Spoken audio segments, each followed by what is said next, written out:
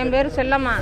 நாங்கள் எஸ்சி வீடு கட்டியிருக்கவும் வந்து புல்லட் வச்சுருக்காங்க, பல்சர் வச்சுருக்காங்க, 2 வீடு 2 பையனுக்கு 2 வீடு கட்டியிருக்காங்க அப்படின்னு சொல்லி போராமப்பட்டுக்கேன். போன வருஷம் வந்து கண்ணாடியை உடைச்சாங்க.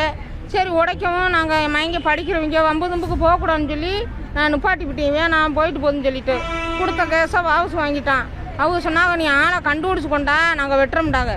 மறுபடியும் நம்ம ஒத்த வீட்டுக்குள்ள இருக்கோம் வெட்டி போடுவோம்னு சொல்லி நாங்கள் அதோட விட்டுட்டோம். பையனை சும்மா தான் போறாமைத்தான் புல்லட்டில் போற என்னடா புல்லட்டில் வர அப்படின்னு சொல்லி வெட்டிட்டாங்க.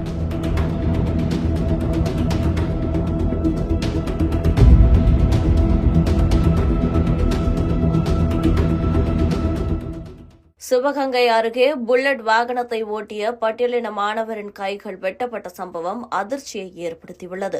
பட்டியலின சாதியில் பிறந்து எப்படி இந்த புல்லட் வண்டியை ஓட்டலாம், கை இருந்தால்தானே புல்லட் ஓட்டுவை என்று கூறி 3 பேர் கையை வெட்டியுள்ளனர். இதனைத் தொடர்ந்து அந்த மாணவரின் புல்லட் வாகனத்தை அடித்து உடைத்து சூறையாடி இருக்கின்றனர். சாதி வரியால் புல்லட் வாகனத்தை ஓட்டிய கல்லூரி மாணவரின் கையை வெட்டிய சம்பவம் அரங்கேறியிருக்கிறது.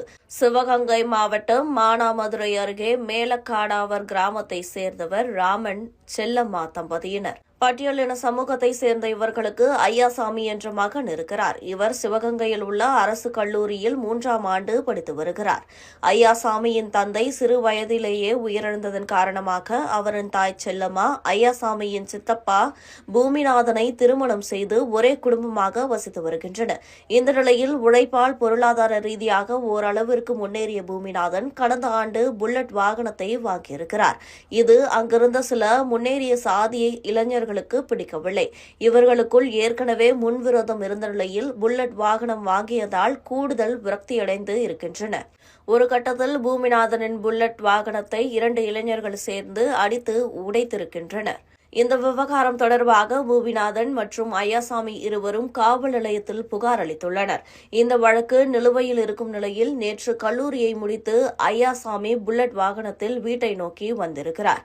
அப்போது இளைஞர்கள் அவரை வழிமறித்து பட்டியலின சாதியில் பிறந்து எப்படி இந்த புல்லட் வண்டியை ஓட்டலாம், கை இருந்தால்தானே புல்லட் ஓட்டுவை என்று கூறி ஐயாசாமியின் கையை வெட்டி இருக்கின்றனர். அங்கிருந்து தப்பியோடிய ஐயாசாமி விரைவாக பெற்றோரிடம் சென்றுள்ளார். அதன்பின் அவருக்கு உடனடியாக மருத்துவமனையில் சிகிச்சை அளிக்கப்பட்டுள்ளது. தற்போது மதுரை ராஜாஜி அரசு மருத்துவமனையில் ஐயாசாமிக்கு வெட்டப்பட்ட கையை சேர்க்கும் அறுவை சிகிச்சை நடைபெற்று வருகிறது. இதனிடையே ஐயாசாமியின் வீட்டிற்கு சென்ற அந்த இளைஞர்கள் வீட்டை அடித்து உடைத்து சூறையாடியுள்ளனர். இந்த விவகாரம் தொடர்பாக காவல்துறைக்கு புகார் அளிக்கப்பட்ட நிலையில் சிப்காட் காவல்துறையினர் சம்பவத்தில் ஈடுபட்ட மாற்று சமூகத்தை சேர்ந்த வல்லரசு, ஆதி ஈஸ்வரன் மற்றும் வினோத் ஆகிய 3 பேரையும் வன்கொடுமை தடுப்பு சட்டத்தின் கீழ் கைது செய்து சிறையில் அடைத்துள்ளனர். இந்த விவகாரம் தொடர்பாக காவல்துறை தரப்பில் தீவிர விசாரணை மேற்கொள்ளப்பட்டு வருகிறது. மேலும் வினோத் மற்றும் ஆதி ஈஸ்வரன் ஆகியோர் மீது ஏற்கனவே பல்வேறு கொலை மற்றும் கொள்ளை வழக்குகள் நிலுவையில் உள்ளது என்பது குறிப்பிடத்தக்கது. அதாவது ரொம்ப கேவலமா ஏதோ ஒரு பண்ணியில் சாக்கடையில் பண்ணி தெரியும்ல, அதை பார்த்தா எப்படி மூக்க பிடிச்சி போமா அந்த மாதிரி நடந்துக்கிறாங்க. ஒரு விஷயத்துலையும் ஒரு செயல்லையும் அதே மாதிரி ஒரு பாதையில் போக முடியல, வர முடியல. என் தம்பியை நேற்று ஆஸ்பத்திரி நான் கூட்டி வரும்போது கூட வாழ்கிட்ட விரட்டினாங்க வெட்டுறதுக்கு.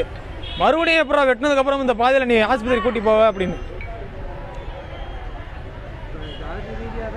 சாதி ரீதியாக இதெல்லாம் நடந்துக்கிட்டே இருக்கு. தொடர்ந்து எங்களுக்கு இந்த வன்கொடுமைகள் பூரா நடந்துக்கிட்டே இருக்கு. ஸ்கூலுக்கு போகிற பசங்க, ஆமாம் அந்த மாதிரி தான் ஸ்கூலுக்கு போகிற பசங்க படிக்காமல் இது பண்ணாமல் இந்த மாதிரி பண்ணிக்கிட்டு இருக்காங்க. நாங்கள் படிக்கிறதும் பிடிக்கல, நாங்கள் வளர்றது பிடிக்கல. அதாவது மேலே வர்றாங்க அப்படின்ற வளர்ச்சியை வந்து அவங்களுக்கு பிடிக்கல. நான் பிஎஸ்சி மேத்தமெட்டிக் படிச்சிருக்கேன். என் தம்பி பிஎஸ்சி மேக்ஸ் படிச்சுக்கிட்டு இருக்கேன். இப்போ அவனுக்கு செமஸ்டர் வந்திருக்கு. செமஸ்டர் வர்றதுக்குள்ள வெட்டி எக்ஸாம் எழுத விடாம ஆக்கிட்டாங்க. அவனுடைய வாழ்க்கையை இப்போ கேள்விக்குறியா இருக்கு. கரெக்டாக கணக்கில் இங்கே ஒன்று இங்கே ஒன்று.